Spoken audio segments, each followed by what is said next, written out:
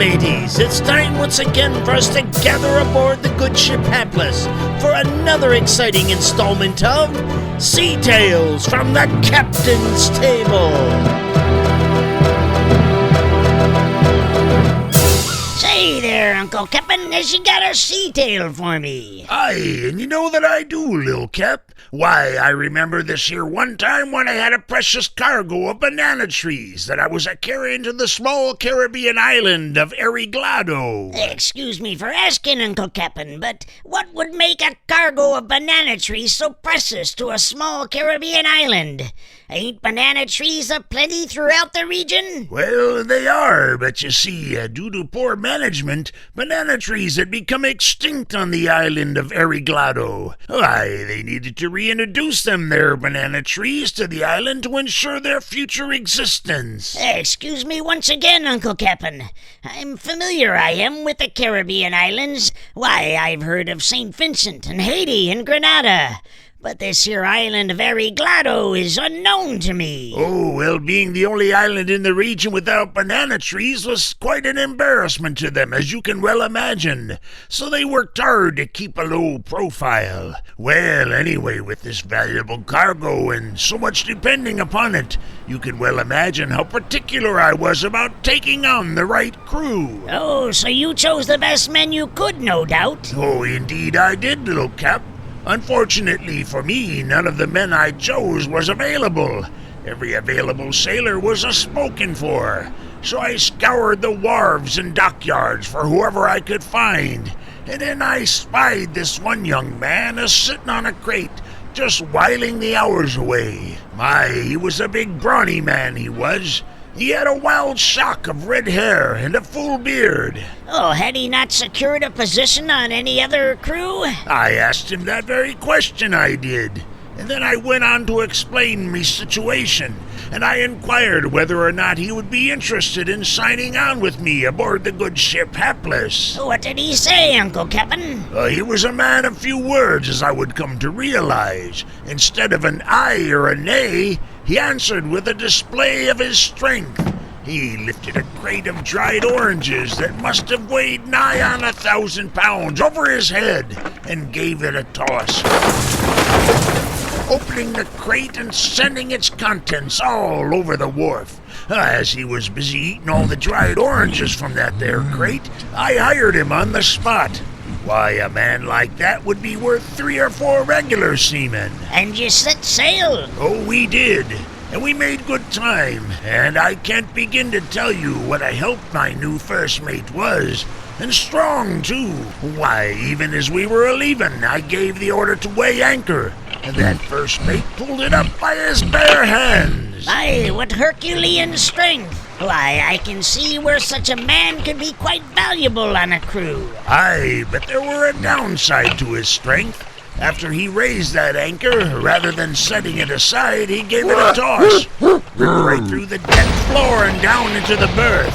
Had to keep stepping around that there hole for the remainder of the voyage. Well, a small price to pay, one would suppose. Yes, that first mate was indeed one who worked hard, but he played hard with equal force, swinging from the mast, tossing the ropes around, stomping and a-jumping all over the ship. Why, it was all I could do to keep up with the damage he was doing. Was that because he was in such high spirits? I could only make a guess as to his motives there, matey. You see, like I said, he didn't speak much, so he gave little explanation for his antics. But I soon discovered a bit of a problem. He apparently had a particular appetite for bananas, he did. One day I caught him in the hole enjoying a goodly amount of the yellow fruit. It took all I could do to get him to stop. He didn't say a word, but just grunted, and it were obvious he was none too happy with me. Well, did he do anything to display his displeasure? Oh, yes, he mounted his fist into the mainsail, cracked it right in two, he did, and that were the source of the problems that followed. What happened? Well, as we were trying to repair the damage to our mainsail, a storm came up, and it was a fierce one, it was. The worst I ever experienced in all my years of sailing the high seas. I knew we were in for it. Our best hope was to try to wait it out. What did you do, Uncle Cap'n? I ordered me first mate to drop anchor. And did he? Oh, he did indeed. Now, I don't know if he were frightened by the storm or still upset about me chasing him off those bananas.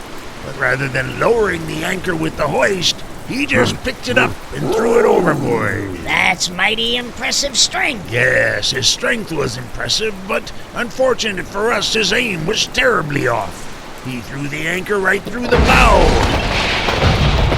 It had such force that it went through the deck, through the hold, and put a sizable dash into the bottom of the ship. Did your ship go down, Uncle Cap'n? Oh, yes, it did, Lil Cap. Fortunately, the storm passed quickly. I was able to stay afloat by grabbing onto a piece of the ship. Did your first mate survive the disaster? Oh, I saw him afloating on a crate of bananas, grunting and carrying on and eating all the bananas he could. Did you get rescued? Yes, we did, by a cargo ship heading for the mainland. They treated us rather kindly, and I was much appreciative, I was. Well, blow me down, Uncle Cap'n. But excuse me for commenting, but based on your description, I would say your first mate wasn't a sailing man at all. He sounded more like an orangutan. Yes, I came to the identical conclusion myself when the captain and crew of the ship that rescued us recognized him as an escapee of the city zoo. His name was Pongo Pete. It seems he had gotten away when they were cleaning his cage and made his way down to the dockyard. Were you able to save any of your cargo of banana trees? Oh, it was all lost at sea, I'm afraid. Of course, Pongo Pete had eaten most of them clean of their bananas anyway. What happened to the small island of Ariglado? Oh, well, it would take another 6 months to raise and ship in another cargo of banana trees. Oh, their economy was so weak they couldn't wait that long, so the whole country went bankrupt. Oh, the island was sold and turned into a parking lot, it was. Well, it's time to hit the hammock, Lil Cap. We've got a full day's of sailing ahead of us tomorrow. Well, good night, Uncle Cap'n. Yes, good night, Lil Cap. Good night, Pongo Pete. And good night to you, Moby Richard, wherever you are.